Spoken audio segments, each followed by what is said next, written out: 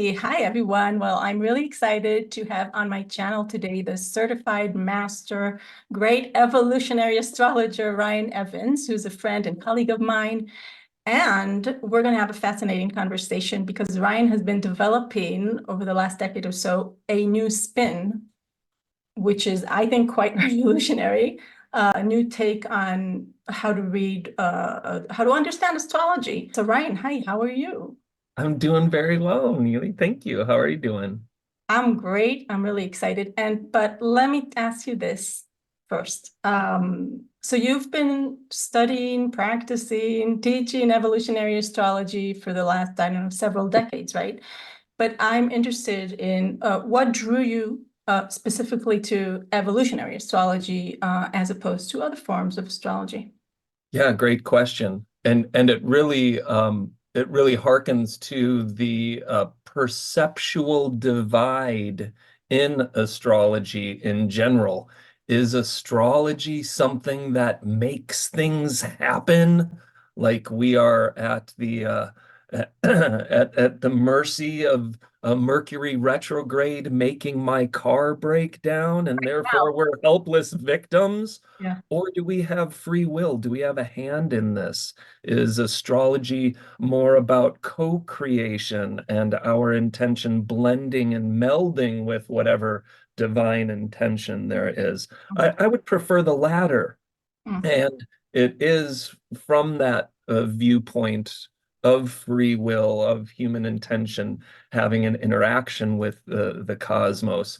That's evolutionary astrology, where we can make choices that are akin to prayer that gets sent out to the universe, and then the universe, knows how to respond, kind of thing. And so basically, what it boils down to, the question of causality versus quantum entanglement, basically. And if we exist basically in a causal world, then, oh yeah, Saturn on my sun, Saturn limitations and hardship. Therefore, sun, who I am, is someone who experiences limitation and hardship. And if we choose to look through our astrology, look through the lens at our astrology in that manner, then that's what it's going to be. Mhm. Then we're just submitting to this determinism factor of the universe, and that's the way it is, and we submit, and life gets small and dull, and that's no fun. Our thoughts create that reality as well. I mean, besides Without a doubt. cosmology of it. Okay, continue. Yep, which is why we choose evolutionary astrology, where we can view Saturn from an evolutionary lens, which basically says, hey, what's going on here? What am I trying to learn? What is the universe trying to teach me? How can I use the Saturn archetypology in the best of all possible ways, thusly, hopefully, eliciting the best of all possible outcomes from a configuration like that? And we all know that boundaries can be really good.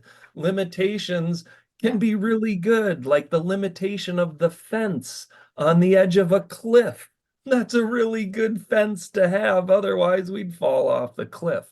Yeah. So when we can approach Saturn from a place of observing it as wisdom and focus and deliberation and thoughtfulness, then we can project that meaning onto it and choose to see our life through that lens of healthy Saturn, thusly changing the course of the universe. Hmm. That would otherwise say, oh, no, we're blocked and we're limited. We could say, no, I have Saturn on my sun. That means I'm strong and resolute. And right there, our life completely changes because of our perception of it. Yes, the two possibilities of observing astrological forces would be causal or determinant, where a planet has an actual effect making or eliciting something, Right. to actually occur, or the astrology is reflective. Stuff is going on and stuff is happening anyways, and due to quantum entanglement, the planets are reflecting what is naturally happening anyways. Okay, and that's where we can be active or more aware, yeah, or passive and have things like happen to us and Yep. be kind of a victim in Right, a right. good state.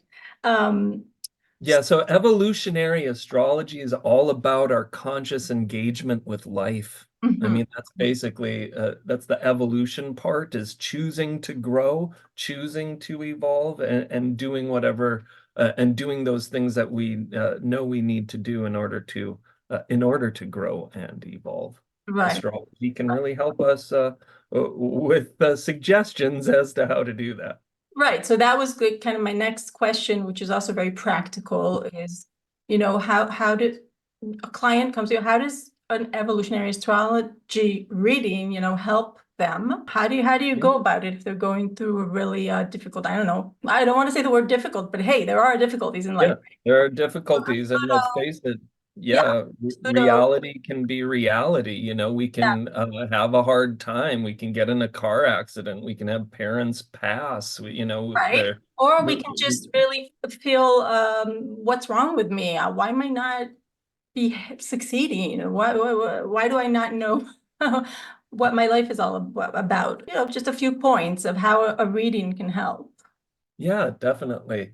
What the most beautiful thing about astrology and astrology being reflective Mhm. is that we as astrologers can hold up the astrological mirror to our client and observe whatever is happening in the biography through the lens of possibility and potential, as opposed to the lens of, hey, you're stuck in this, sorry, have a nice day. Mhm. But let's take a Saturn transit.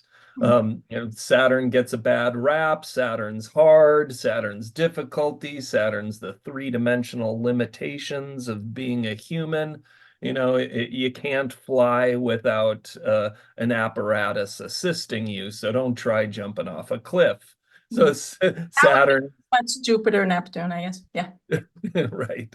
And so when we see a client in a Saturn time, we as astrologers can reflect to them that, hey, yes, it's obvious you're going through some quote unquote difficulties, but the reason, there's always a reason with astrology. The reason Saturn exists is to teach us wisdom and maturity and non-hyper emotional reactivity. So Mhm. we're going through a Saturn time, and our client says, oh, life is hard. Oh, everything's depressing. Oh, the workload is too great. Right. And then we as Many astrologers can, responsibilities on me. yes, Mhm. totally. And then we as astrologers can offer context Mhm. to our client and say, hey, it's a Saturn time. Life is hard. Doing your dishes is really hard. We don't want to do it all the time, but imagine how wonderful you feel when the dishes are done. That's Saturn too. Mhm. Saturn is the feeling of Right. accomplishment and wisdom that comes having completed the hard stuff. And we don't have to be inundated with dishes anymore. They're clean. We Yeah. feel great. That's Saturn too. Yeah. So we offer the context to the client that, hey, you're going through this difficulty time and you're wondering where it's going to end and why and all of that. Well, the whys are always presented in Mm. astrology. And then it's up to the client to be like, okay, yep, I guess life sucks, but I can get through it. And as I get through it, I'm getting stronger. And as I'm getting stronger, the kitchen's getting clean. Yeah. I'm finishing my PhD.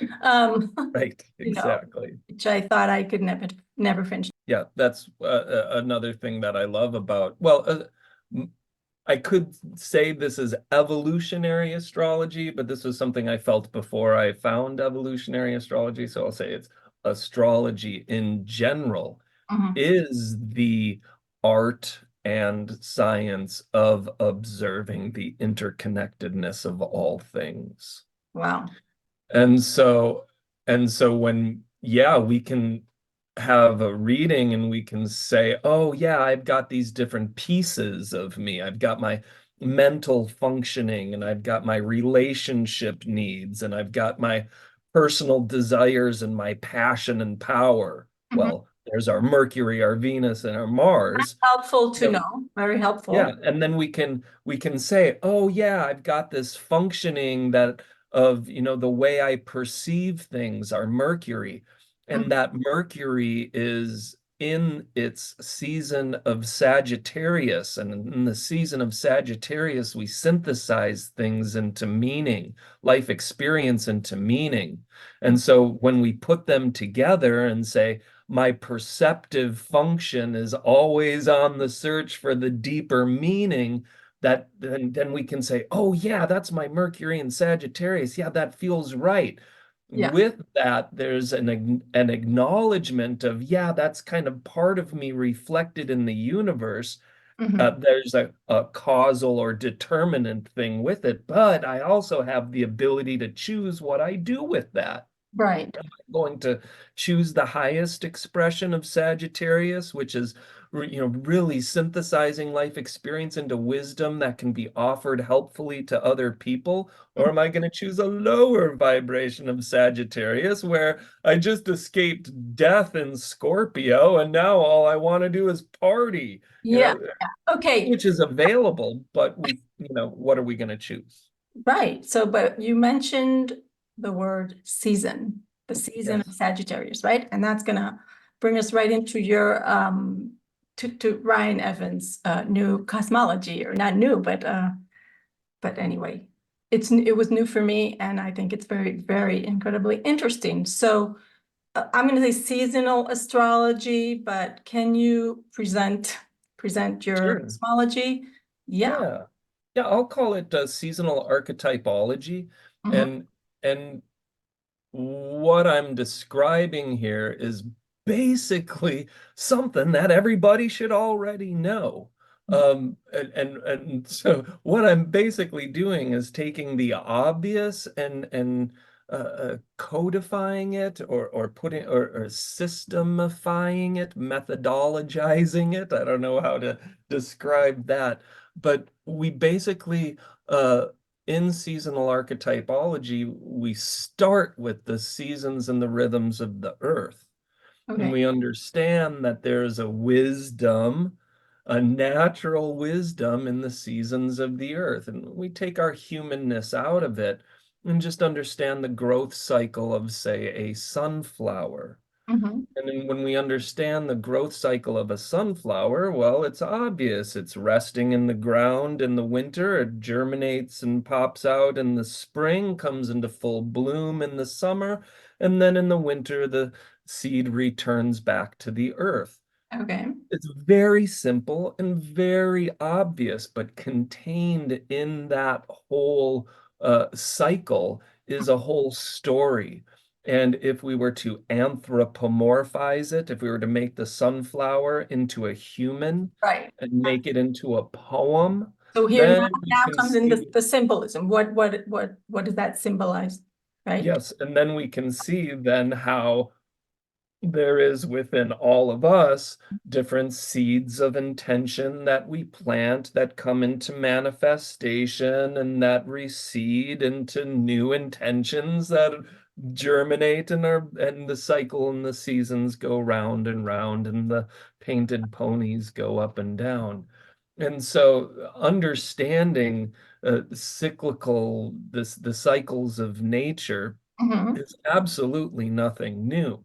But Right. when we understand the cycles of nature as the foundational truth from which astrology comes, Mhm. then we can see that the planets are everything that we projected onto the zodiac Uh, is just an extension of very natural processes that happen independent of our humanness. but Our humanness yeah, gets in there, yeah. and then we say, oh, how do I blossom? How do I grow? Where do I need to leave my gifts into the world, drop my seeds, feed the birds with my seeds? And so when we understand the interconnection between nature and the rhythms of the plant, the rhythms of the cycle of the year, we can see all of these percolate up perfectly in all of the astrological symbolism.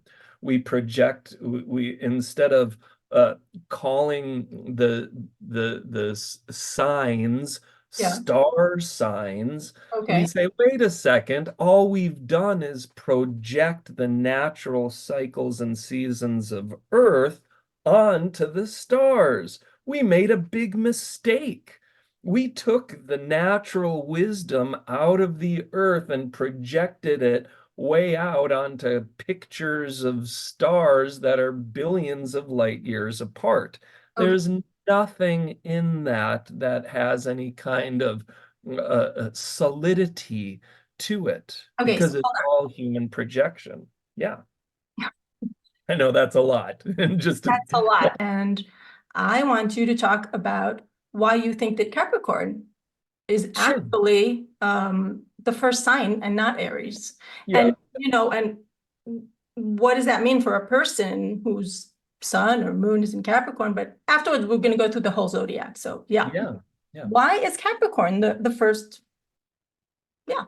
Sure. Yeah. I'm a farmer and I have been an organic cut flower farmer for almost 30 years. Mhm. And so my engagement with nature, Yeah. the only other people who engage nature, at the level that I do are other farmers or Yeah. other agriculturalists or people who are, engaged in the growing of things. And then we have to pay attention to the rhythms and the seasons of the year. Yeah. Right. Exactly. And right. And so all of this energy percolates up from the wheel of the year. Mhm. And if we understand the entirety of the wheel of the year, it does not in any way, shape, or form begin with Aries. There is a whole hidden set of processes Mm. that go on in the growth cycle of a sunflower before you can see it That's pop out of the ground. that right. that if we were to again anthropomorphize the seed, it comes into conscious awareness of its being a seed in the first place in Capricorn season. Okay. It is there, it's like in the ground, it has to be strong, it has to be stable, it has to be resolute, and it knows that it has a job to do. Mhm. Sometime in there, in uh, the metaphor is that the seed is intended to be planted in Capricorn season. As a farmer, Right. I know that if I don't have my seed ordered, my soil ordered, my greenhouse figured out in Capricorn Like season for by the the end end of of December. January, yeah, by the end of January, if I don't have my stuff Yeah. figured out, Right. then I'm behind the curve Mhm. because by the time Aquarius season starts Mhm. and I fire up my greenhouse through the technological season extension of plastic covered poles with a heater in it, that's innovation. That's Aquarius Yeah. season. And that's when things really start to get rolling. Hold If you on, but before imagine, we had that technology, what would Aquarius correlate with?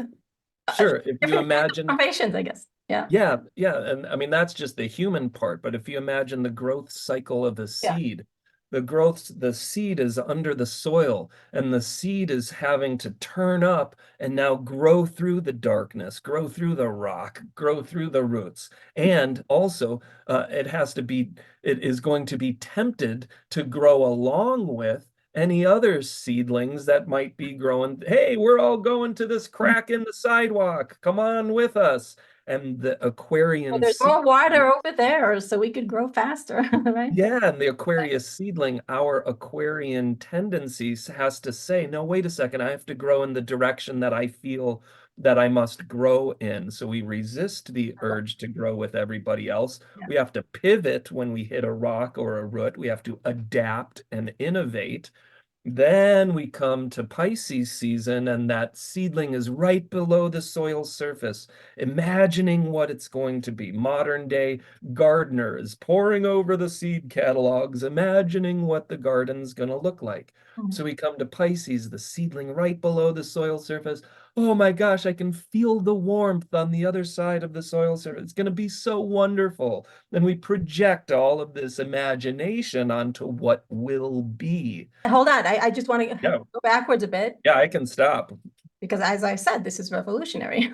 So Capricorn, according to what I've, learned and all that, has to do with career. I'm talking about like just words that pop up when you think Capricorn, Sure. right? Yeah, achievement, your public role, your public persona, what do you call it? Leadership, Sure. so respectability, hard Yeah. work. Of course, there's also these are the good things of Capricorn, right? Yeah, I mean, totally.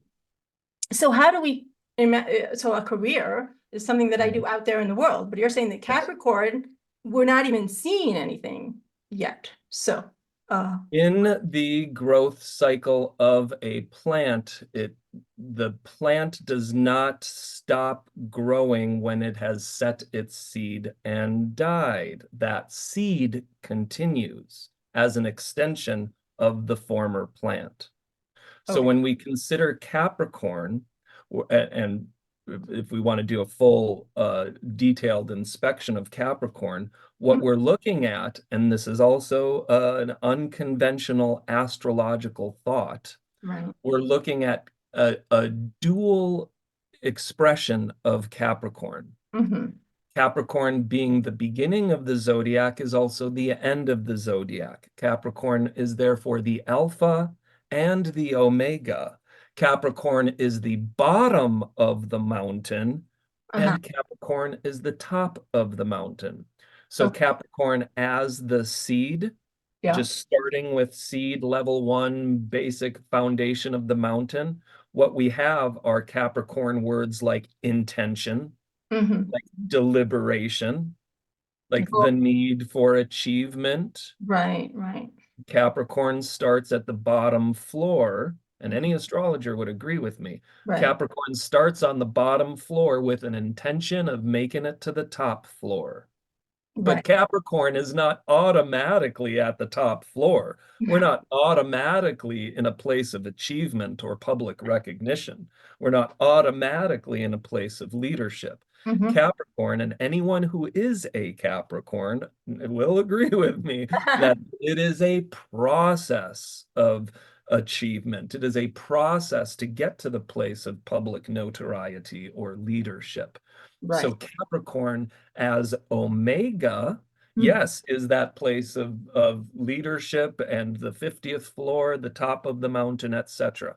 Capricorn as Alpha is the intention of getting to whatever manifestation we are intending to manifest. Right. That And if I don't is have Capricorn. anything, I have no house, I have no money at the moment, I'm a Capricorn, I have a stellium, I'm a Capricorn, I'm like, I'm still doing what I need to do because I have a goal that I'm Yes, going to start working towards. Yeah.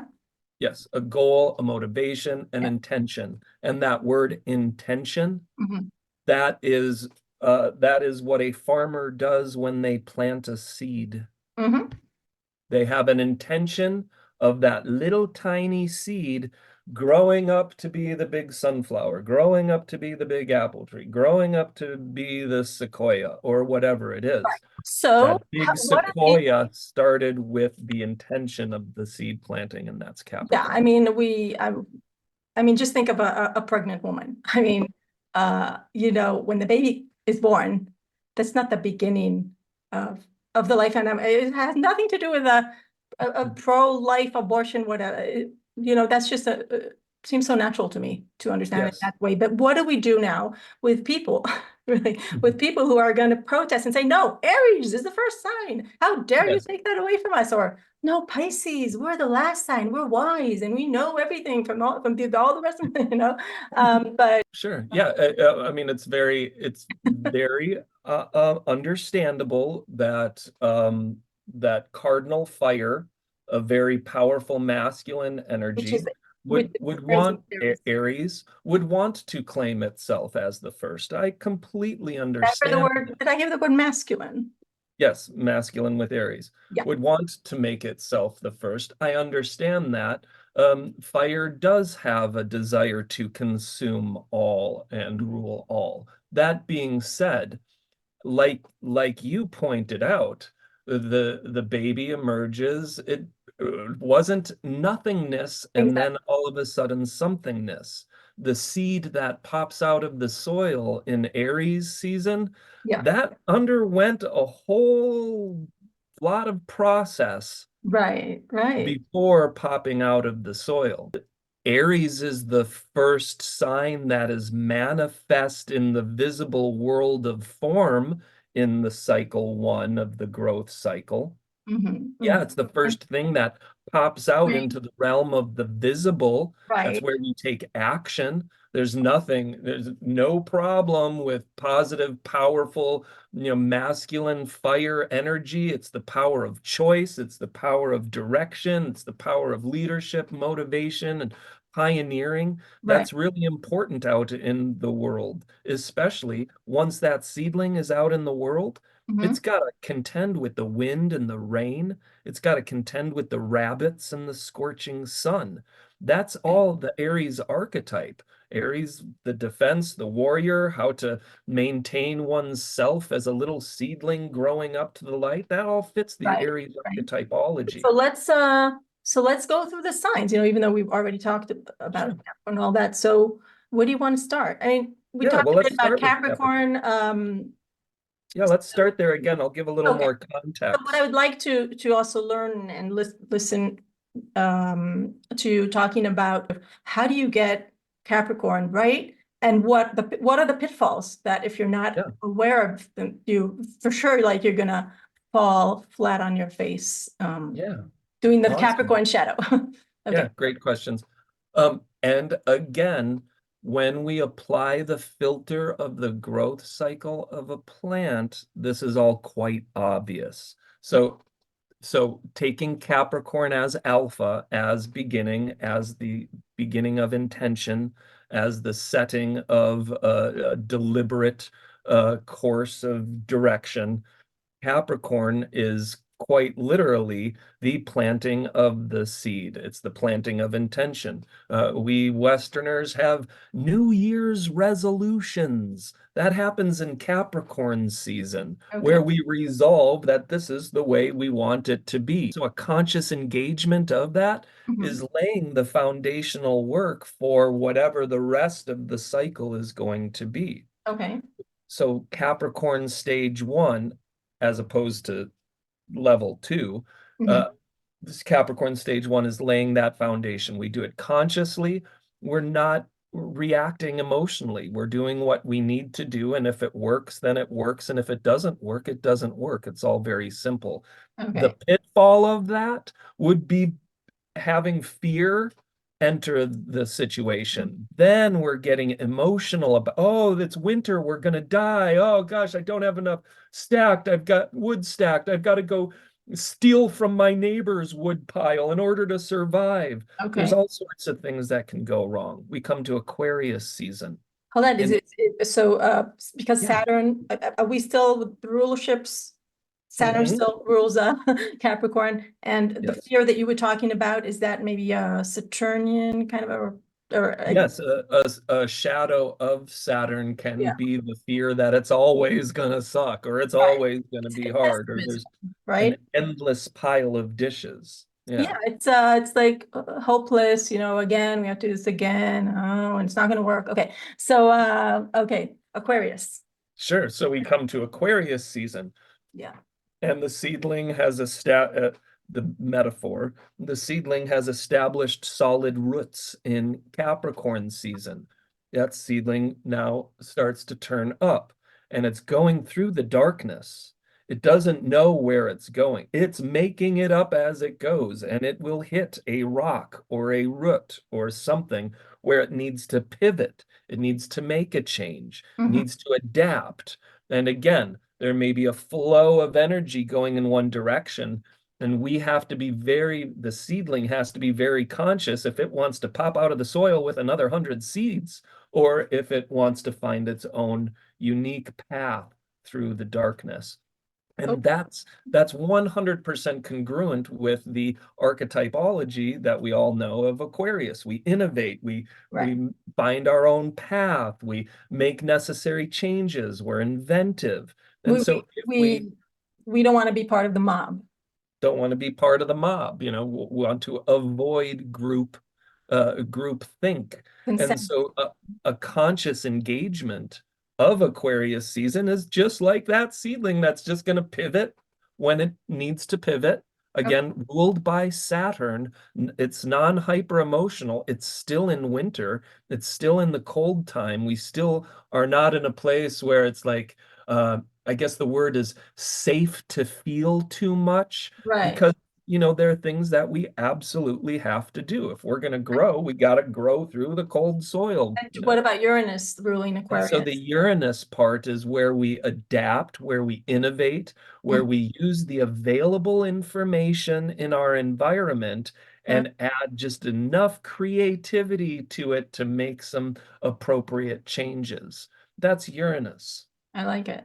And so by combining the Saturn and the Saturnian and Uranian forces, we Yeah. can do this Aquarius stuff really consciously.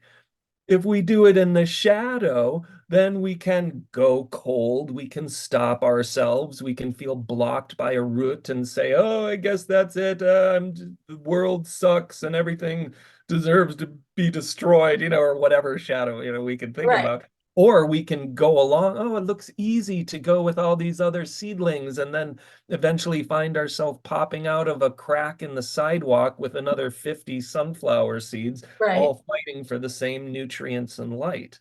Hmm. That's not going to work And either. so one of the shadows are really the scary shadow, I would say, of Aquarius or Uranus has to do in psychological astrology with trauma. Self. It's like total feeling of emptiness. I'm not even aware of that, but you somehow deep inside, you're not doing what you're meant to be doing. Yeah. Yeah, yeah. Like the seedling can come up to a rock or uh, uh, uh, a blockage and be like, oh, this is everything. Oh, everything ends in a blockness in the dark, and so therefore I'll just accept it and Oh, go away and go right. cold and dissociate. Right. That's available to us in Aquarius times. I wouldn't recommend it. Cool. And another facet, there's all these different little facets, Right. probably a dozen little facets of seasonal archetypology. One of the facets is modern day ecological imperatives or reflections. And so in modern day or in historical times, let's go before the automobile or before mass transit or electricity. Yeah. It was at Aquarius season Uh-huh. when humans were getting, here it comes, cabin fever. And we had to get out of, we were in Capricorn season in our, safe in our little cabins. But after a while, we get a little stir crazy because it's winter and we want to try something new. So what do? We have a potluck. And we call all our neighbors or get in touch with all our neighbors and say, hey, everybody, let's get together and gather in the middle of winter and Yeah. share our stories, share our uniqueness, share our preferred dish. And so we come together in community at Wait, this time. I'm waiting for something wrong to happen. This is the good. This is Aquarius, Oh, modern day in the positive. I see. Yeah, but you were We just all taking us get to back in history. Yeah. Yep, we all get together, we have Right. a potluck, we share stories, there's a communal vibe. And as soon as we start gathering in groups, Yeah. you know what can happen? We A lose whole our lot of individuality. a whole lot of challenge can happen, and a whole lot of magic can happen. Hmm. When we all get together, we can all find solutions that maybe we couldn't come up with individually. Right. And when we all get together, maybe we're blind to those solutions because Yeah. some strong egos Mhm. want to dominate or control the group. Well, I mean, we could talk for hours on the complications that can Yeah, I happen mean, when we that come because together. what comes to my mind is Aquarius as the humanitarian, and that really I can see that group. Yeah. And That's where the humanitarianism comes in that. right. Okay. So we're moving on to Pisces because I So we're still got moving on to some. Pisces. Hey, we've been through the darkness, man. We've Yeah. been through the rock and the rubble. We managed to find our own way, regardless of others' pressures. And Okay. here we are now, full of energy. We are being enthused.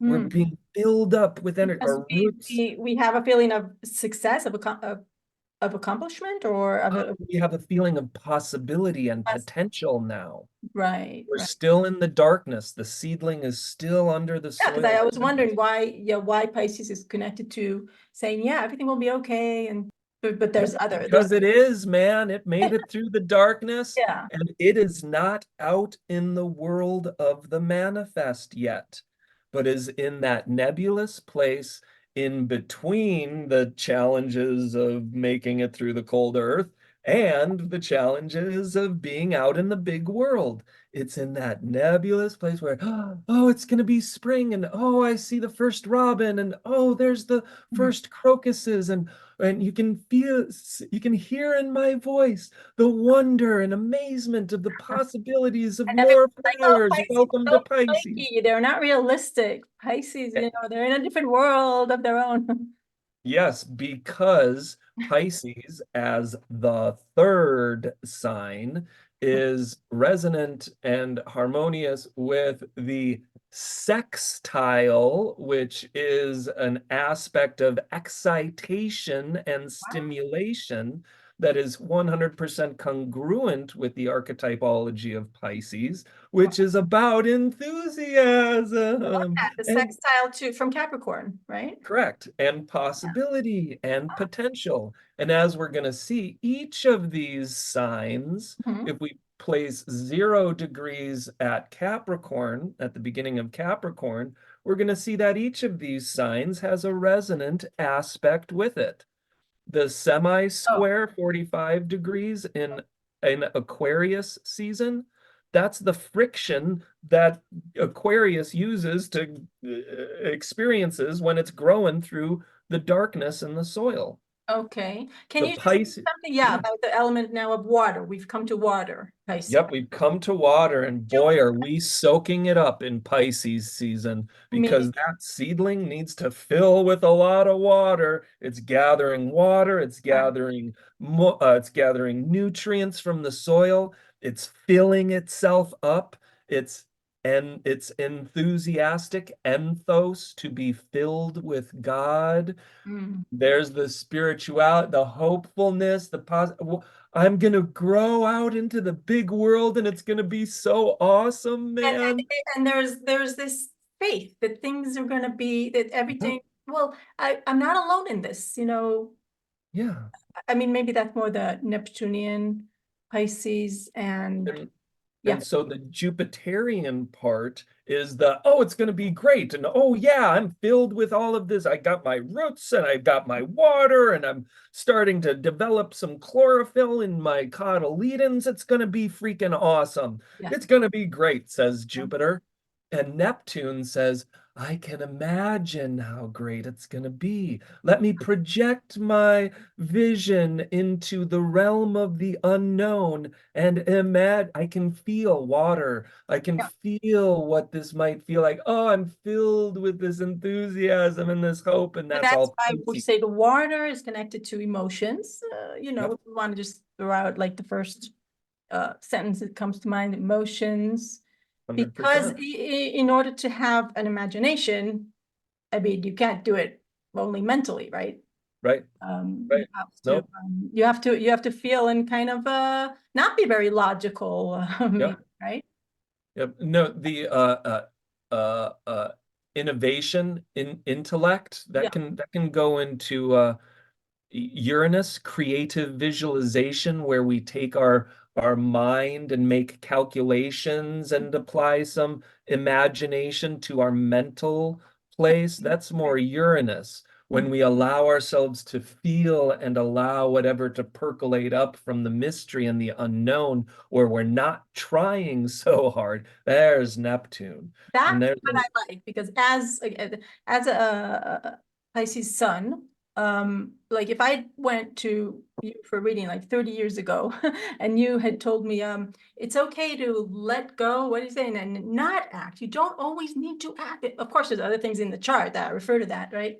To your Sure. interpretation. I would be like, oh, thank God, I don't need to do what my parents think that I should do and what the community, right? So that's Sure. how reading can be so helpful. Yeah, yeah.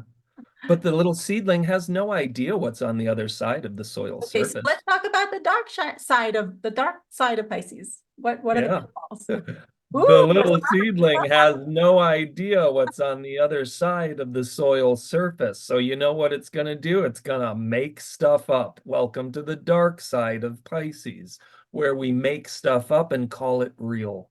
okay. Wait, Where we say, hold on. Don't you yep, have to, if you want to write a book or compose music, don't you have to make it yeah, up? that's the positive side of this Okay, energy. But I'm like, what about fear? What about, oh, she's never gonna lie to me? Or mm, what about, oh, I trust the government to always take care of me. sounds very, it These are sounds very naive. illusions. There's something It, naive. it can be, well, we can have faith, Yeah, and faith can get us into a whole bunch of trouble. yeah. And go ahead and tell some 85-year-old university professor of religion that their faith is naive. They will not take kindly to that. So So, sometimes it's really good to have faith. of Yeah, course. I have faith that love will prevail on this planet. I Mm. do. And is that naive? I will admit that, yes, for the most part, it is It's the naive. only way to continue. But I have to have faith that humans are possible for that. So I'm accessing my Neptunian or my Piscean faculty there, where I'm holding the best of all possible intention, offering that to spirit and letting it go without attachment. And yeah, okay. But wonderful. I feel like stopping and pausing and thinking about it, but we have to 'cause I know Yeah, one of the what do you even shadow. shadow or connotation just of Pisces is alcohol, escapism. Easy. Yeah, over to drugs, Yep, because you know what? why? Coming out into Aries season of manifestation and being in your power in the world, that's scary. No, thank you. I'll just stay here in the ground, hidden in my shell, hidden under the soil surface, hidden in the arms of the mother. I'll just stay here where it's safe. Right. And if I'm feeling like it's like I have to come out into the world of the manifest and act, no thanks, I'll just hit the default button and spin around in the drugs or the alcohol or anything else to distract So me what or does a Pisces person do? What do you recommend? Because we also tend to think of Piscean energy, whether it's Neptune, Pisces, as being a psychic, as being like feeling other people's energies, which is not no boundaries, and then it's hard to deal with that. So what do you recommend? yes. Yes. Then any Pisces who goes into fear must realize that fear is as much as an illusion Mm, as the possibility of winning the lottery or the possibility of me snapping my fingers and there being world peace.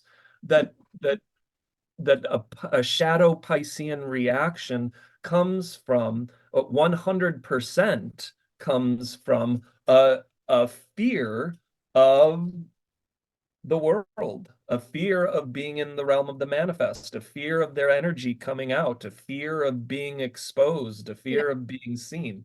Anything that you can imagine, like a seedling coming out into it's scary out here. right. And welcome to Aries. There are rabbits that want to devour us, and Let's there's go to wind Aries that then. wants to knock us What over. is the original intention of Aries and what are the pitfalls? So the original intention of Aries is to be able to say, I exist and I have the right to exist. Mhm. You're a little baby seedling having to contend with a big forest full of trees that are already there, but you exist.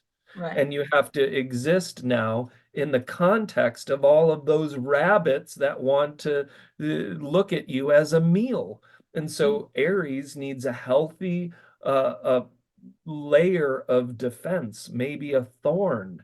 That's a great thing if you're a little seedling. You Mhm. don't need to be eaten by the rabbit, so it's a good idea to have thorns. Now, you don't shoot the thorns at anything that moves. Right. That's a shadow of that energy. Okay, so But shadow is violence. violence, aggression, attack, Right. out of fear. Oh, it's a rabbit and it's moving near me. I better shoot it first and Right. ask questions later. That's a Right. shadow of Aries energy. Right. The healthiest Aries energy is, hey, I'm just doing my thing, man. I'm just growing towards the sun. I'm Yeah. a little seedling that's spent its whole life underground, and now I'm in the realm of the manifest. I'm in the realm of the seen. Yeah. And this is the first quarter square Aries to Capricorn. Right. The first quarter square is 100% synonymous with all of the work that it takes to bring things into actuality, to bring things into form, to bring things into manifestation. And it's the Aries energy that says, I can or I can't, that says do or Mm. do not, that says to be or not to be. It's like So really when we do existential question Yes. And so when we do of Aries survival. consciously, yes. When we do Aries consciously, we're surviving. We're saying, I can survive. Yeah. When we're doing Aries unconsciously, we're saying, I don't know if I can survive. I'm scared, so I better control or dominate or be Kill aggressive. everyone else? Yep, exactly. But Wow. Okay. once Yeah. that seedling is stronger and its roots are deeper and it can unfurl its leaves. And so it's Aries, it's the prerogative of Aries to maintain its self, to take Right. care of itself. The Mm. little rabbit isn't going to take care of us, Is that why the Aries can have leadership qualities? without a But doubt. yeah, because Yeah. they need to develop that strength, right? Yep, 100%. Because Or here, yeah. because Aries done right, Mhm. Aries done consciously is that plant owning its plantness and saying, I can do this. And when that plant says, I can, then it becomes a leader for all of those everybody else's who says, I can't. Oh, wait, they can. So maybe I can too. And that's where Aries gets its leadership Yeah. qualities.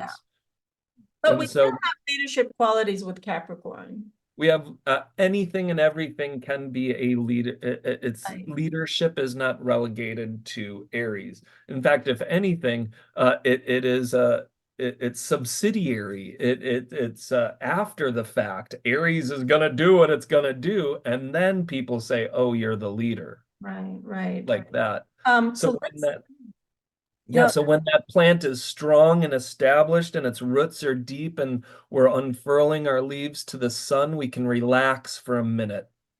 Kind of for the I know where you're getting at. The next Yeah, and now we're in Taurus season where we're gathering our resources from the soil and from the sun. Sounds like Taurus? Yeah, you betcha. I'm strong. I can do this. I've got my stem, got my leaves. I'm taller than the rabbits now. yeah. I can do this. I am good. Look at how worthy I am. Look at how much I love myself, and other Taurus words that are 100% synonymous with that sunflower that is now opening its leaves to the sun, Oh, you said strong I and can stem. relax now. And I can relax now. There And is that you feeling also of yeah. You mentioned something about I don't know, resources, I think you said. yes. Yep, the Taurus taps into the resources, unlimited resources of the earth, of the nutrients in the soil, and of the sunlight and the water. I mean, all things, being equal, we're not living in a drought. We're not putting the sunflower in a desert. And so Taurus done right is like, I've got this. I can do this. Look how strong I am. I'm stable. I'm growing. I'm just doing my thing. I'm Right. being patient. I'm being solid. I'm being resolute. And I'm enjoying the fact that I'm alive. Oh, that's nice. Taurus. Right. So Now, in its shadow, we can be stuck there. I don't want to grow anymore. exactly I'm what I happy wanted to where I ask. am. So one of the ways to get Taurus right is you keep growing or whatever. Yeah, If you start a without a project, doubt. you want to maintain it and see that it keeps growing, right? Right. But Right. it's not hurried and rushed and yeah, it's relaxed. Yep. Okay. Which then takes us to the shadow of Taurus. Yeah. Hey, I'm good. I don't need to grow anymore. I got my leaves, I got my roots, I got my potato chips and my Netflix. I'm good. But You wait a know, minute. I don't I mean, so shadow of Taurus is being stuck. is complacency. Yeah. Shadow of Taurus is a feeling of, hey, I'm a plant now. I've got some leaves and a Yeah. stem and some roots. Why do I need to take that flowering? That just seems like so much work. Then I have to deal with all these bees and all this other. I'll just enjoy all the flowers around me. Okay. Okay, something very important. The Taurus is the enjoyment of the flower. Now, maybe at Taurus season, it starts to put out its first bloom. Maybe its Okay. first bloom. Well, what But about even a shadow of Taurus that can be this attachment to things, to I've got my sun, I've expensive got my art? soil. What? I've got my sun, I've got my soil, I've got my water. I've got I'm good. like that As song. long as I got my stuff, Right.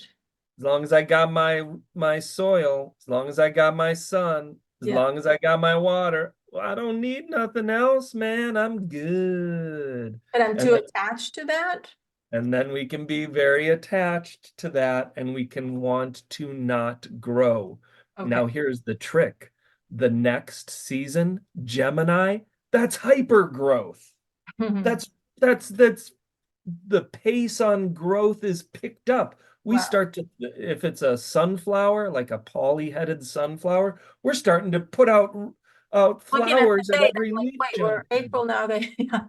Yeah, right. We're Aries. So Taurus Yeah. finally gets to the point where it's like, I can't be stuck anymore. Okay. I've got to take the risk of the next level. Right. I've got to move. And then And it's not Earth anymore. We're going back into air. going back into air. And Yeah. as soon as our flowers open, if we are going to continue and perpetuate our existence, we need bees, something outside of ourselves that's Like, not attached to us, but we need bees to pollinate us. Welcome to Gemini season, where we need to make those connections, where our air opens up and we need the bees to fly through the air to come and pollinate us. Our right. flowers are up in the air, so we need an airborne individual, So so yeah, sounds and so good. we're having a I mean, what? conversation. Okay, that was going to ask. Why is the Gemini always two? What's up with that? Yep, because the flower needs the bee. Ah, I see. Okay. Now, yes, there's definitely, the asexual flower or, dual sexual flowers. Not every plant needs the bee. In the metaphor, the Yeah. flower needs the bee. In the Right. metaphor of Gemini, we need to make those connections with things outside of us that we're not a part of in order to gather more power to us, more energy to us. If we want to grow, if we Yeah. want to make seeds, we need more information. We need help. We need to make those connections. So Gemini asks the question, hey, can you help me?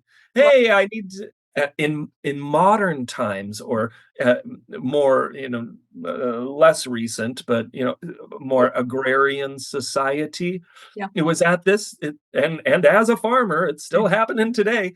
There's going to be no more frost. Mhm. I've got things that I can still plant. I've got things I've planted that need cultivating. And if I did my Aquarius right and I planted some early lettuce, I've got stuff to harvest. So I've got stuff to harvest, stuff to cultivate, stuff to plant. There's all this stuff to do, and I've got to connect. That sounds like Gemini. The shadow of Gemini can Oh, then be there's so much to do. Oh my God, I'm freaking out because of all right. these things to do. I can't focus on one thing. Wow, that's So, like the exhaustion of just doing too much and wanting, and also being very curious about things, which is curiosity is good, right, Mercury? But yeah, totally. what's wrong with I want 5,000 flowers, and so I'm gonna put oh wait, no, I'm not. Oh God, it's all too much. Oh, and it comes yeah, crashing down. Yeah, we can mhm, hyperextend ourselves in Gemini yeah, season. and I mean, there's this thing about Gemini. Again, I always like to take the examples from pop astrology because sometimes they're a little bit ridiculous, but they're still around. you know, Sure, Geminis and again pop astrology can't commit to anything. sure.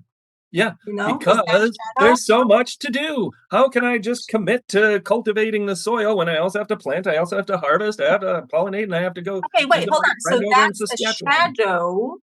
So, but on the other hand, Gemini needs to be open to communication, to receive, to new knowledge. So, I mean, it's difficult to tread Yep. the line, right? Every season, every planet in every sign, every birth chart, every Yeah, transiting is full of these challenges and these right, apparent, contradictory energies that the lesson of each season is in finding the best, most conscious expression possible right. for And the I'm overall so health tempted. of the cycle of the growth of the plant, Yeah, and I'm so tempted to ask now about the opposing sign, Sagittarius, which can right? also be like, Yep. oh, but why am I fuzzy? Just okay, but I want No. to learn this, and I also want to, but hold on. Now we're getting to Cancer, right? Now we're in Yeah. Cancer. Yep. Okay, So we Cancer come to so season. we come to Cancer season, and we come into the opposition, we come into the full Hold on, bloom, the we come into opposition, the not full everyone's moon. into seasonal astrology. What And opposition? the opposition 180 degrees from Capricorn season, we have the conversation between winter and summer. So What it's does the opposition between when life began, the seed, to Cancer. I think you said full bloom. full bloom? Right, right. So So the what sun do you make of that opposition? What? yeah, so the sunflower comes into full bloom. Mhm. And it is the what's the word cynosure, it's the pinnacle, it's the manifestation of The the culmination, intention, the culmination of the seed being planted. and I this is also resonant. Excuse me.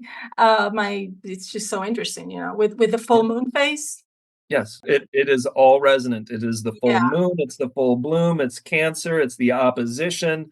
right. Yes. Okay, so let's go back to Cancer. So Opposition. we come into Cancer season, and it's interesting, we don't often think of the oppositional energy, resonant with Cancer season. We project onto Cancer season, the obvious of, "Oh, it's time to heal. Yeah. Oh, it's time to relax. Oh," and Nourish. it's nourish, and it is true. For the first time in the year, the mountain streams are flowing and the raspberries are ripe. We don't have to work the garden. We can harvest from nature. Right. Earth Mother is taking care of us, and the sun is the highest it will be in the sky, bringing us theoretically the warmest days. We're safe. We're Mm. not going to die of Want to be safe. starvation. Yep. And we're not going to die from the weather, Mhm. theoretically. Cancer, we're safe. So here's the oppositional nature of that energy, though. Yeah. Right when we come into full bloom, right when we come where the sun is the highest, that's also when the sun starts to recede. Hmm. And when the plant comes into full bloom, that's also when the plant begins to recede. So Right. we have to take the qualities of maximum extension and the beginning of receding. Right. They're 2 different things. Yes, everything's great and everything's going into winter. I'm in maximum summer and I'm going to winter. that's an oppositional energy that we have to hold within us. That's why sadness is found in the Cancer archetype. Why? Really? Because we come to summer, and guess what? It's going to winter, I was and thinking, there's a yeah, like there's melancholy. yep, there's a melancholy that we Yeah, feel. It's right. finally safe to feel, and when we feel everything, that includes fear, sorrow, and anger. And so Is ang feeling yeah, we're feeling all of the love in the universe and all of the fear. And so Cancer season is the time of healing, and healing is about merging polarities Mhm. or making peace with opposition or dealing with accepting certain realities. But so I yeah, because I never connected Cancer really with melancholy. Same. Melancholy can be found in any water Like sign. the awareness of death. Feeling. Yeah, the awareness of feeling, the awareness of death, the awareness of the impermanence of life. Yeah, yeah. All of these things Feeling of exist in our feeling body, and Cancer being cardinal water, being the predominant or ruling force of feeling, ruled by the moon. And the moon is where we feel. It's a reflective of the cycles and rhythms, the moon cycles and rhythms, and our cycles and rhythms, and what cycles and rhythms within us. That's our emotions. That's our water. That's our feeling. right. So what should a Cancer person, be careful? Yes, to not allow one's feelings to mask themselves as reality. So that kind of sounds like Pisces. It is.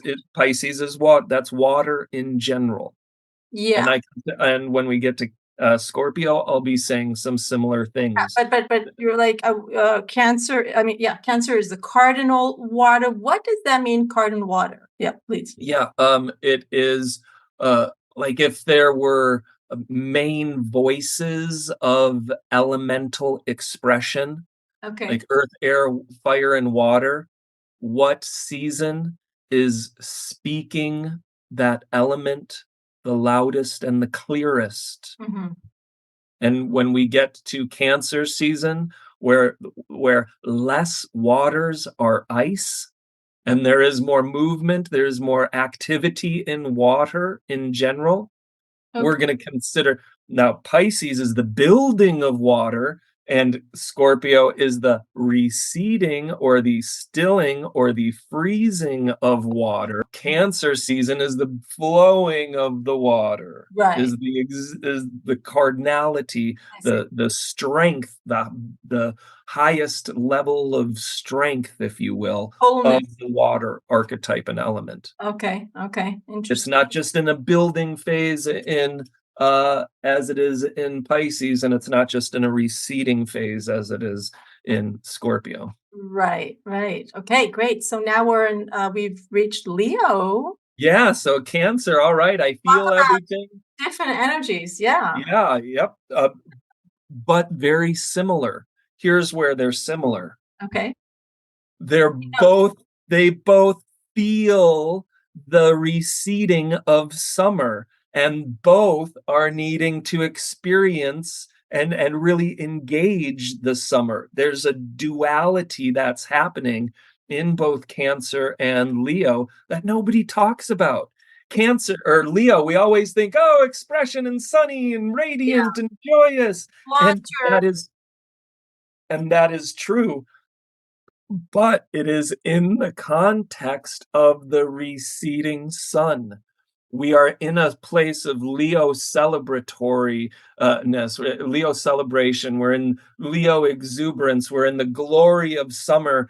We're Yeah. in the glory of the tomato and the pepper ripening because we know that that tomato and pepper will sustain us through the winter. Mhm. There's a knowledge, a wisdom in healthy Leo. There's a wisdom of the impending winter. And so, therefore, Leo in its wisdom is going to make this present moment Oh. right now as joyous and beautiful as it can. can be. That's the essence of the highest vibration of Leo, is the awareness of impending death. And so therefore I must use this moment to be in the most joyous celebration, because it is still summer. We're Right. going to say some of these same things about Scorpio season. Right. However, we're in Leo season, so Yeah. the focus is definitely on the expression, on the expansion. Gather ye rosebuds while ye may. I'm going to make this present moment as glorious and beautiful as humanly possible, because the next season is Virgo and I got to get back to work. Wow. But for the moment in Leo season, hey, joy, which means that the shadow of Leo season is joy. It means, oh, I'm going into death, man. I'm just That going to make it. I'm going to get it I'm all not for gonna me. waste any moment on doing my homework because that's not enjoyment, you know? Why would I? That's work. I'll save homework for Virgo season. In the meantime, And it's then, Leo. Pass me another beer. yeah, or another, what about always look at me, I'm performing. Look What at about me. that? Hey, I exist. I'm in the moment. Celebrate me. Give me You, yeah, I want energy right now, right. because subconsciously I know that Wow. that autumn is coming. So give it to me now, baby. So There's what do we Leo. do? What do we do? What is a Leo? How do you, it's all about the Yeah. middle road, I guess.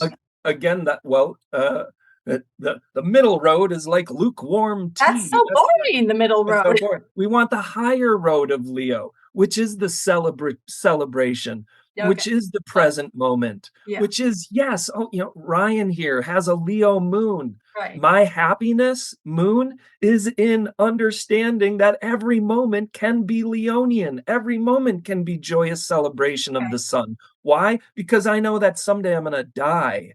And that's my Scorpio too, and we'll get to that.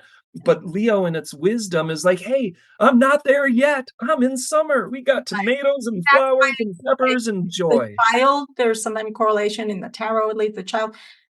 Yep, I mean, totally. enjoying the present moment, nothing Yep, we know, maybe we know, but okay, now is the now, right? yep. And the And that's what concept, a child does. right? That's what yeah, that's what a Yep, child is supposed to do. yep. Um, And we all know shadow child is childishness. Give to me, mommy. I want for me. I want it. I want it. I want it because I want to be happy right now. Give it to me. And that's a shadow of what Leo. about the issue of, I mean, the good side of Leo or the fifth house, Yep. need Then the fifth need house is, hey, here I am. self-expression, creative what about talk about that? Yeah, in the context Totally, of Leo. like the sun. The sun radiates and shines. The sun is a thermonuclear furnace transmuting hydrogen into helium, creating this radiance, this light. Our job as Leo suns or moons or ascendants or any planet or Leo any South place in our chart, Leo South Node, Okay. our intention of Leo Yeah. is to radiate and express and give out light and warmth just like the sun. So happy Leo is going to express whatever magic is inside of it out into the world. Here's And that my makes creativity. other Here's my joy. people warm, right? Oh, Well, that's the idea of Leo. yeah, That's what Leo wants. Hey, I knew if I had my chance that I could make those people dance. yeah, There's Leo. yeah. And there's the sign of the king or queen in regality.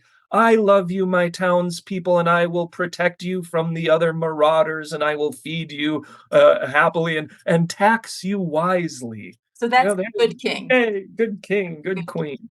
But we love the king. Okay. Yeah, yeah. And, Um, and then real simply, yeah. after the party, we've got to clean up. Um, Welcome to Virgo.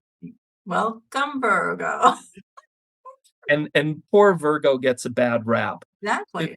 the wheel of the year is like, I don't know, a wheel, every once in a while we get a flat tire. Or every once in a while there's a rock that gets into the bearings, or we need to grease those bearings, or something happens. You know, Or we wrote a book and it's just not good enough. We have to yeah, write it. yeah, yeah, or something, or it is that one part is that 1/12 of the wheel of the year where we get to pull into the pit stop and say, okay, what do we need to fix? What do we need to repair?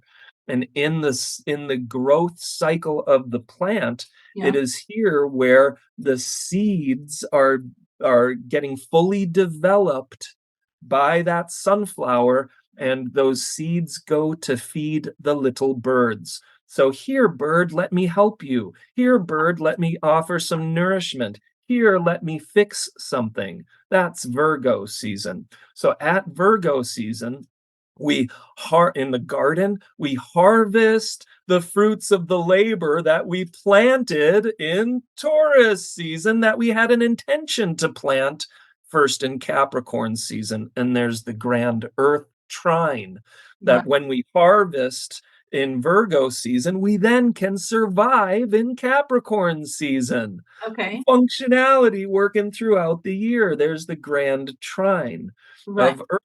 So Why we does come to Virgo's why does Mercury rule Virgo? Do you because not agree with me? Chiron wasn't discovered. I remember you mentioning something like that's I think we're gonna have to leave that for another interview. Yes. Well, I can very You need no, we're not. I can very quickly say Chiron is the modern ruler of Virgo, because Chiron is the archetype of the human condition. mm, We humans get cavities, and then we can't eat our candy bars, so we have to show up to the dentist and get the work done. mm, Sound like Virgo? You betcha. yeah, And so Chiron in Ryan's system is the modern ruler of Virgo.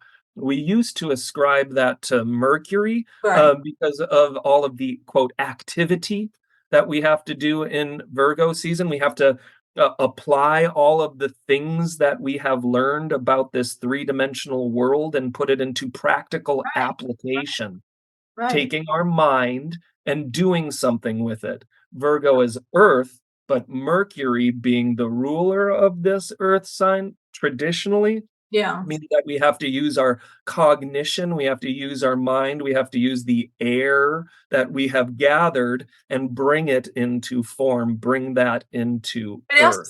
it sounds interesting to me because like a lot of Virgos, at least just from my surroundings with big Virgo signatures, are like very good editors. They know how to discriminate. You know what do I need here, and what's too much, and maybe does it work like that in the nature or seasonal process where we do have this 100%. knowledge of what's going to survive, and you know, it- 100%.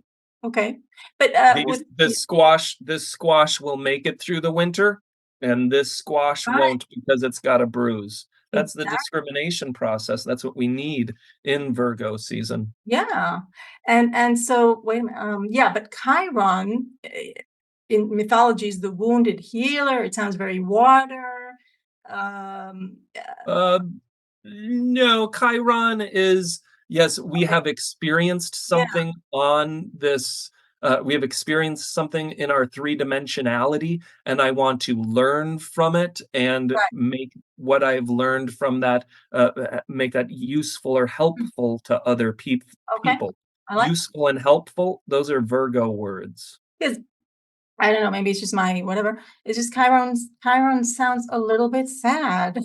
uh, Uh, and the Virgo, human existence can be very sad. exactly, and Show me Virgo, a human, show me a human who is not wounded. exactly. No, I'm not against sadness, but no, no, Right. I said that. It's just that, but there is something in Virgo that is very realistic, and and can only see the empty half of the cup, right? Yep, in its That the shadow, shadow. Virgo, Yeah. well, it's Virgo's gift and its shadow to Right. discriminate. Right. The gift is, again, this squash will make it through the winter, this one won't. But it's also that same faculty that makes every squash bad. In fact, I Including hate squash. myself. Why did I work so hard to grow all this squash? I don't even like it. Oh, geez, Right. everything's wrong or bad. And Right. that's the shadow of this Yeah. season. Yeah. Okay, and we're on to Libra. Now this is most interesting because if we are applying the garden to the zodiac here, Yeah. it's at Virgo season where we've harvested the fruits. And I've got plenty of tomatoes and plenty of onions, but my pepper crop failed. You know Okay. what I need to do? I need to trade with my neighbor. Okay. Yeah. Yeah. Sound like Libra? I need to make a deal with my neighbor. Hey, I've got tomato and onions, and you've got some peppers. I'll trade you some tomatoes and onions for your peppers, and we can both have salsa. Nice. Yeah. Libra season. I mean, I could describe it more, but that right there is in the nutshell. Now look at the sky, look at nature. Needs another person. Needs another, either forgiving or receiving. What we want is a happy, beneficial influence in both directions. Right. We've got something that others could use, and others have something that we could use. Right. You can do the dishes after I make dinner. Awesome. Yeah. Then we're both fed. We both get the dishes clean. You don't have to cook, and I don't have to do the cleanup. Awesome. We made a great deal. We made a connection where the two become more than the sum of its parts. We have a partnership. We have a deal. We have a connection. Everything's great. And in the positive, yeah, everything's great because we're conscious of it. Here's the shadow. Yeah. It's manipulation. I've only got tomatoes. I don't want to give you any, but I'll be your best friend if you give me your peppers. You know, that kind of thing. There's We something. can, Yeah. yeah, we can use that not often used Moral. word with Venus and Libra, where we manipulate energy, where we say, Yeah. "Oh, I'm going to put a little pretty bow on Right. this, Right. and I'm going to make it enticing for you, and then Right. you're going to give me what I want from you." And then I don't have to give anything in return because it is all about me, Shadow So Libra. it's there's this charm, There Venus, can be, yes, but very there much. can be a manipulation of the charm, That right? is the devolved place of it. Yes. And there's maybe another shadow of Libra that is compromising myself. Yes, I You could say something about that? compromise myself too much if you're making excessive demands and you want more tomatoes and onions than I want to give you, Hmm. and in order to keep the peace, Exactly. then I'm gonna just give up more of what I think and then that's a form of manipulation. I'll Right. just give you what you think you want, and then I'll pretend like it's okay until it's not okay, and then Yeah. I'll pull out my Aries and shoot you with a thorn. You know, That's that I can give you like real life examples of yeah. yep. Of a So 9 years of being a nice Libra and then 1 year of being, blasting it yep. all off. Aries can't And stand it anymore. Yeah. and here's an interesting part to it. Libra is cardinal air. Right. Now, now here's where we come to that air part of cognition and awareness. We become aware that, hey, just because we have the harvest brought in by Virgo, it doesn't mean that we're not going into the cold depths of winter. So we have to balance the polarities Okay. of holding summer and all the abundance of summer in one hand Mm. and acknowledge the impending darkness of winter in the other hand. And so But we yeah. have to cognate, Yeah. we have to admit in our mind that Okay. it's going to be okay. We have to make the calculations with our Virgo crop as to how we're going to make that last until, next spring, What do you Taurus, mean it's Gemini going to season. be okay? So despite the fact that everything's gonna die soon, Libra, yeah. Yes, Libra must talk to itself, Right. air, and say it's gonna be okay. Calm down your nervous system. Right. Just because we're going into the season of death, Scorpio, doesn't mean that everything's going to actually die forever, no matter what. Right. So we have to understand that first. Because it's Yep, that's the cardinal air. We have to understand that in Libra right. before we can feel it all the way in Scorpio. Okay, okay. So that's where that understanding or the symbolism of the scales, what it symbolizes, we can hold these two, I don't know, truths or Yep. realities together. We don't have to, Yes. and that's a pretty sophisticated understanding, isn't it? Yes, yes. And the holding and the ability to maintain balance amidst apparent paradox, opposition, conflict, Mhm. different ideas, different opinions, and our ability to stay strong amidst that, that's Libra season. Right. So it's like the opposite of fanaticism, I guess. Yes, it's the ability to remain calm amidst others being fanatical or Right. amidst the challenge of human relationship. Oh, you said you would do the dishes. Well, I don't want to do the dishes. Well, I've been working all day on You food have and a I lot of need your dishes, help. Brian. You have a lot of dishes in your sink, I I think. have a lot of dishes. In fact, most of astrology can be described through the dishwashing process, as well as the growth cycle of a sunflower. Yeah, that's a different book. So, Oh my God. so that, so Yeah. we make this acknowledgement, we make this realization, we are able to mentally hold these Right. opposing viewpoints in Libra, which then gives us the strength to emotionally deal with death, finality, and other darknesses of human existence in Scorpio Okay, season. let's go to Scorpio. Yeah, because So the garden dies, and the kale is the only thing that's left, and everything else, the tomatoes, the sunflowers, everything's dead. And we we're have to, now end of October, November. Okay, just wanted to. yep, end of October. We have Halloween where we Samhain It's where we spooky. celebrate the souls of the dead. We acknowledge that death exists. The garden, the zinnias, the sunflowers, the tomatoes, they're dead. Yeah. Now here comes Scorpio. Scorpio is our emotional, our feeling, our heart centered. This is water, Right. our feeling understanding, our feeling comprehension of the cycle of life and death, and how Scorpio is just 1/12 of that whole cycle. We take the tomatoes, we take the sunflowers, we take the dead zinnias, we throw them into a pile, we compost it.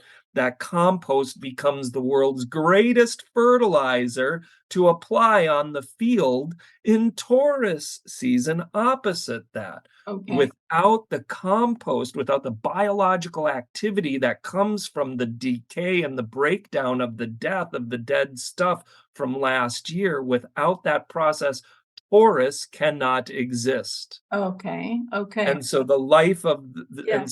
and so there's the irony, if you will, of Scorpio. Hmm. Yes, death is part of it, Yeah. but since death exists, that means that that death will transform magically into the giver of life.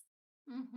And Hmm. so understanding this is where we get the deep transformative, this is the deep Pluto part of Scorpio, is the understanding of the cyclical nature and that the finality of things Right. is necessary for things to be reborn and Okay, but things to that does continue their that growth. take courage? And now I'm thinking of Mars, Mars, the traditional, 100%, because it takes courage to believe that after all this darkness and death, there's gonna be a rebirth. I mean, 100%. you're always looking at death at the endings, and Yep, yeah. 100%. Okay, so is And concurrently, we're also going into the coldest month. So we have to find our power, our oh, strength, our courage, I like our energy with which to make the final repairs and to, close up the gaps and to do whatever we need to do to sustain ourselves through the winter. because Scorpio isn't only about like, oh, I'm looking at my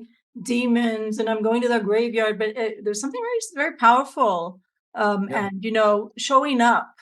when Yes. things need to be done.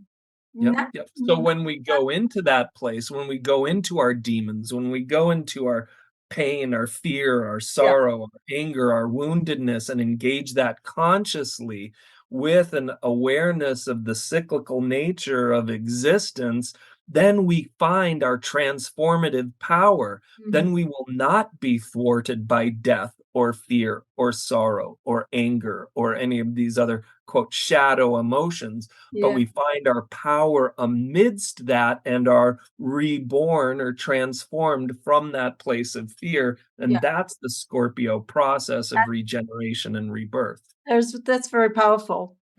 And so someone coming to you with a major Pluto transit, that's going to be scary. And we started with a Saturn transit, but a Pluto transit can also be quite intimidating. And yeah. So Yeah, can you, I without mean, a doubt. yeah, we're not Then, looking at the then chart, we, but as a suggestion. yep. Then we say that during any Pluto transit, Mhm. there is a natural cyclical event of rebirth and re-empowerment that is happening because some old ways are needing to dissolve, transform, break down, or otherwise, Right. and a new way is emerging. So anyone during a Pluto time, we want to encourage them to say, all right, what does it look like healthy? What does it look like transformed? Yeah, you might be yeah, not to blow it off or anything, but you might be wallowing in the depths of despair. But what does happiness look like? Yeah. And then when we can imagine that, we can begin the transformation process to begin to move in that direction, which is why we're grateful for the last season of Sagittarius, when we can look back over the entirety of the wheel of the year, Right. synthesize it into some wisdom, some cosmology, some truth, quote unquote, that gives us context for the whole entire cycle. Right. But hold That's on, hold on. Sagittarius. This, I love Sagittarius. I love all the signs. No, don't worry. But I want to ask something. This didn't sound like a farmer speaking now. When I was looking at Sagittarius, it sounded more like the teacher, the philosopher. Sure. Where does the farming? Where does nature come in? Not that So if I'm a really- farmer here, and Lord knows I've been a farmer for decades, What? Lord knows I've been a farmer for Yeah. decades. And so when we come to Sagittarius season, it's my job as a farmer to look back over my growing year and say, okay, this worked, this didn't. Okay, I really enjoyed growing zinnias, but they weren't profitable. Right. I really hated growing dahlias, but they were incredibly profitable. And we synthesize this life experience into wisdom. Right. And that, and as a farmer, I synthesize that life experience into what I want next year to be. And so I have my dreams, I have my vision, I have my Right. hopes and expectations of what I want, of we can call this the development of mission and purpose, Sagittarius. Yeah. My mission is now to grow less zinnias and more dahlias. Okay. That becomes a seed of intention that is planted in Capricorn. Yeah. And So the seasons of, you're learning like Sagittarius and exploring, looking back, right? yep. And I mean, where's the fire element? Or Yep, and the yeah. fire element comes in the burning away Mm, of the zinnias that didn't work, okay. and the enthusiastic, energetic impulse to Mm. bring more dahlias into manifestation. Once I'm letting go of the Yeah. past by synthesizing what's happened, I'm bringing that which worked into my present, and I'm expanding what worked into the future. There's healthy optimism. Okay, I like That's the projection of meaning. That's religion from one point of view, projected into the future, a cosmology. My cosmology is to grow more dahlias. That is my intention that I then set in Capricorn season, that I diversify in Aquarius season, that I'm enthused and expecting in Pisces season, that I act on in Aries season, that I ground in Taurus season, that I continue to spread out in Gemini season, that comes fully manifest when the dahlia really comes into bloom in Cancer season. Yeah, Makes sense? of course. I'm gonna have to read that book again. And the Um, season goes round and round. yeah, wow. Want to ask about Jupiter ruling Sag and Sure. Pisces? So Jupiter Yeah, ruling Sagittarius. yeah, Jupiter, the king of the gods, Jupiter with its all-knowing wisdom. right. Jupiter has its hand in everything. Mm, Like Sagittarius is gathering everything it learned in Capricorn and right. Aquarius and Pisces. It's gathering a little bit of all of that and synthesizing it into one whole. Sagittarius is a little bit of everything. Everything. There's Yeah, Jupiter. Jupiter's, there we go. right. Jupiter as Pisces Yeah. is that part that says, hey, man, you can do it. Don't underestimate yourself. You can burst through that soil surface. Oh, It's going to be okay. right. Hold on. What's the shadow of Sagittarius? The shadow of Sagittarius is, hey, man, I know everything. I've synthesized everything into life experience, and therefore Yeah. I'm going to project my knowing everything into the future, and I know everything about the future. Yeah, and I know everything. So That's you better listen to me, and you're not going to talk. I'm the only one who's going to talk, right? That's right. Yeah. And Sagittarius, we have a penchant for that. No, I mean, that's one of the, it's, doesn't sound like a very bad shadow, but Um, still. this very bad shadow can be over enthusiasm, overestimation. I Mm, can carry these 14 blueberry pies down the steps in one hand, no problem. And we okay. carry the blueberry pies down the steps and they all end up on the floor because of our hyper enthusiasm. Right. And what You know, about the thing? I know everything can I don't know. I'm stuck in that yeah, I fanaticism. know everything. I I've know everything, synthesized. therefore I become a dictator. I think Stalin was a Sagittarius, unfortunately, right? Like, I know everything, and therefore I cannot be told anything. yeah, Therefore, I'm going to make a whole bunch of mistakes because let's face it, nobody knows everything. Uh, a lack of wisdom right, where it thinks it has it. right, exactly. Yes. Yes. Oh, I have the answer. The answer is obviously 7. The answer was 8. Right. Oh, you must be wrong. And then, yeah, no, Oh. no. So, Thanks, Ryan. That was fascinating. Thank you so yeah, you're much. so I'm welcome. waiting for your book. When is it about to come out? Yeah, the book is Book or currently, books? yeah, I actually have a series of books. I wrote the second and third book before I finished the first book. So, yeah, the first book will be out later this year, and then there'll be a couple other books that'll come out rapid fire right after that. Okay, so I hope you enjoyed this, and thanks again for listening and for being here on the channel. If you haven't subscribed yet, please click that subscribe button. I'd love for you to join our community. And this is actually the first episode of a series of interviews that I plan to conduct with astrologers that I consider top or leading evolutionary astrologers in the world today. Okay, so till next time, thanks again, and bye.